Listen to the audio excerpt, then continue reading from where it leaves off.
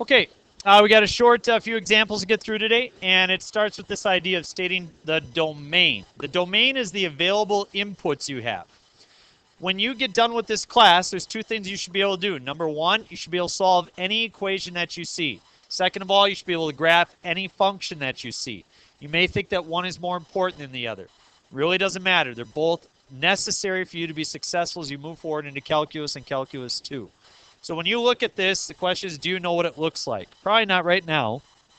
You for sure don't know what this looks like, but you at least have an idea of what is available to plug into it. For example, if I go to my calculator and I look at y equals, turn on, all right, and I type in the square root of 9 minus x, and I'll change my window, okay, that looks fine, and I graph it, you can see that I only have a graph for a portion of the x values.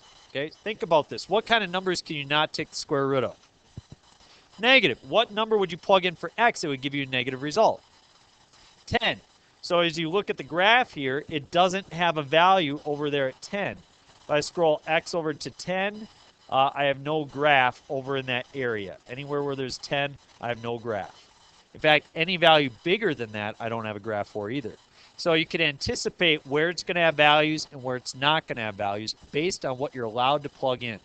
So the first rule of thumb is to be able to look at the equation, classify its type of restrictions, and then solve for the domain.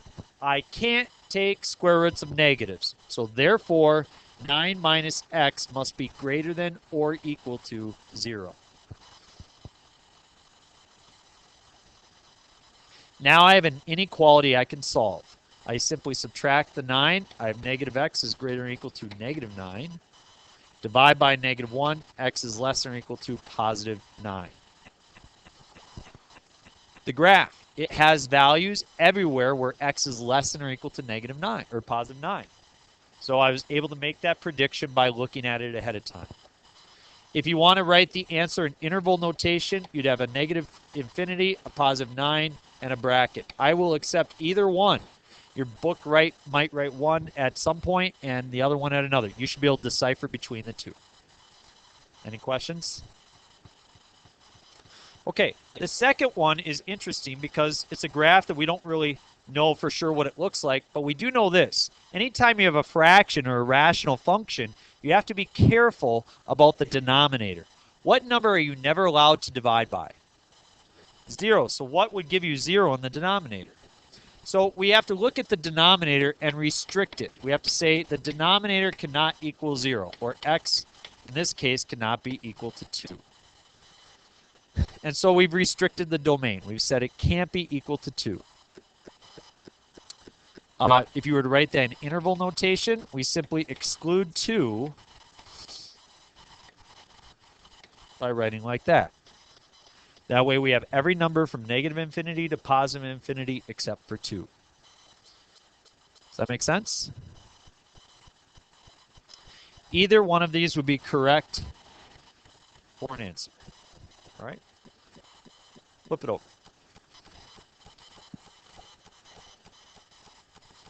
Again, as you look at this one, 2 over x squared minus x minus 6, this is a rational function. Does it matter what the numerator is in this scenario? No, numerator could be 26. Numerator could be pi. It doesn't matter. The fact is that we have to look at the denominator. X squared minus x minus 6 cannot be equal to 0.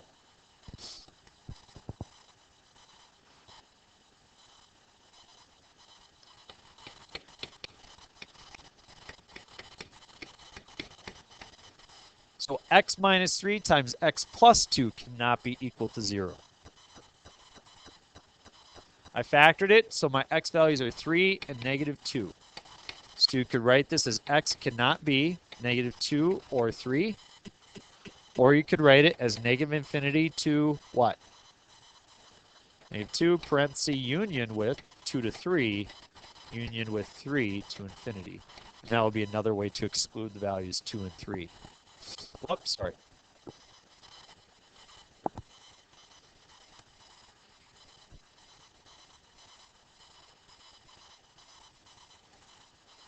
What about cubed roots? Can you take the cube root of positive numbers? Like cube root of 8. What is it? 2. You take the cube root of 0. What's the cube root of 0? 0. Can you take the cube root of negatives? What's the cube root of negative 64? Negative 4. Because negative 4 times negative 4 is positive 16 times negative 4 is negative 64.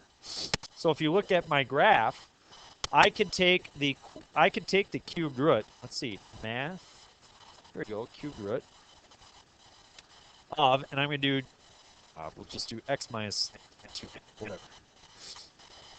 You can see I have a domain over in the negative area and in the positive area. In fact, there's no number you can't plug in for here.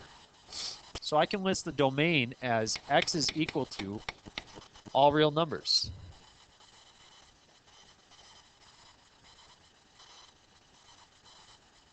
You could list that as negative infinity to positive infinity.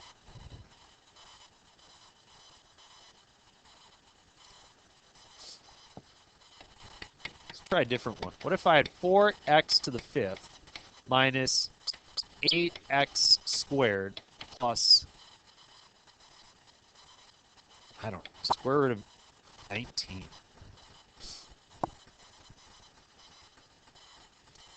Can you plug positive numbers into that? Can you plug negative numbers into that? Can you plug 0 into that? You can plug anything in there. You're going to get a result. If you have a polynomial, it's always all real numbers. Like if you just think of normal polynomials that we work with, all the time, the domain is all real numbers. I'm getting a cold. Who's got a cold here? All right. My kids got one, and I think they're giving it to me. F of x is equal to the square root of 9 minus x squared. What problem is this similar to? The first one, how is it different? X squared. So we still say 9 minus x squared must be greater than or equal to 0. However, you learned that you cannot simply just do your normal equation solving when you have a squared for inequalities. A lot of people like to take this, they go 3 minus x times 3 plus x greater than or equal to 0. And you guys did this on the test. You did 3 minus x is greater than or equal to 0, and then 3 plus x is greater than or equal to 0. No, can't do that. It's totally illegal. Doesn't work. Forget it. Don't. Luck runs out when you got a quadratic. You got 2 ways to solve quadratic inequalities, or cubics, or fifth power, or rational inequality. If it's not linear, what are your 2 ways to solve it? You can either make a table or a graph. Graph or table. You want to make the graph with the pluses and minuses? I don't. I want to make a graph because I know what this looks like. I know what it looks like. What shape does it make? Upside down or right side up? Upside down because this is negative x squared. So it's up 9 units and it goes down. So you have a negative 3 and a positive 3 that it goes through. The question is, where is 9 minus x squared greater than or equal to 0? So that means where is it above the x-axis? In the middle.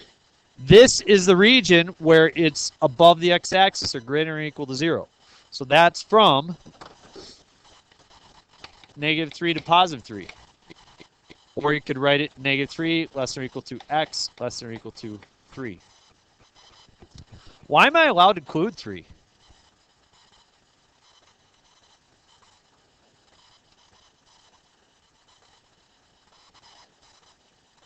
Okay, it says equal to. Why can it be equal to 0?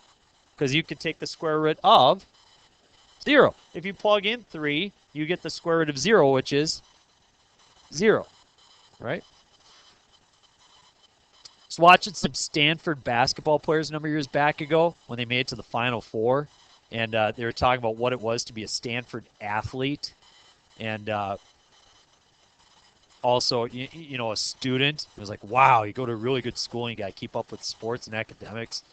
And so they were doing an interview like, yeah, like sometimes on the bus, equations get kind of or as conversations get kind of crazy. Like the other day, we were sitting there, we were talking about our calculus class. We're like, we just thought about it, like, what is the square root of 0? And we were looking around like, yeah, we've never thought about that before. Like, what is the square root of 0? What's the square root of 0? Thank you.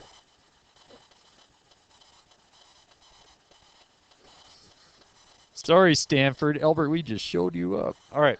So, nobody from Stanford will even watch. So, right? Actually, I think Stanford is fine. Emily Solom said it's horrible. So, there you go, Emily. So, they're all going to go for you. Okay. Stanford, you do. Yes, lower grades, as all schools will. Yep. So. All right. Last one. What do you think? This is a little bit more difficult, isn't it? Let's look at this. X greater than or equal to 0, right? For the top. Whatever's underneath the square root has to be greater than or equal to 0. Well, we just have x. So we have x greater than or equal to 0. Now you could say that's my domain. I want all numbers greater than or equal to 0. Well, there's a problem because in the denominator, factors to x times x minus 1. So what can't you have in the denominator? What values can't you have? Yeah, you can't use 0 and you can't use 1. Well, that's a problem because both 0 and 1 are either greater than or equal to 0. So these are in conflict with each other, aren't they? We know that x has to be greater than or equal to 0, but we also know x can't be 0 or 1. So we have to reconcile these, all right? And so this is where interval notation is most helpful. So as we write this, do we include or exclude 0? Exclude 0 to 1. Do we include or exclude 1? Union with from 1 to what? Yeah, the side of my finger hit it. Sorry. Sorry, Emma, I'm not perfect. Okay, everybody who Emma's referring to, I'm not perfect. Raise your hand if you were also one of the people who called me not perfect. Oh, well, the two of you back in class. I no longer know your names. There you go. All right. To what? There we go. That satisfies it. That works out. Okay.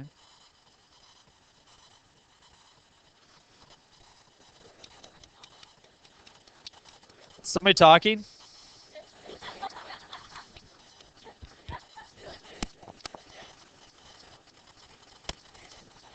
Shh. Tyler's got a question.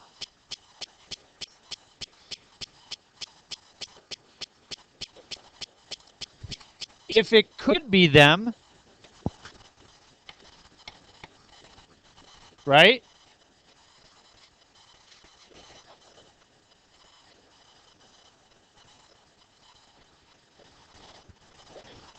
That's your answer. If this is not sufficient. That's not sufficient. You need to list it in interval notation there because you got to show that you can reconcile it together. I don't think that B-null smells. Completely inappropriate. That would have been Sarah Niebuhr.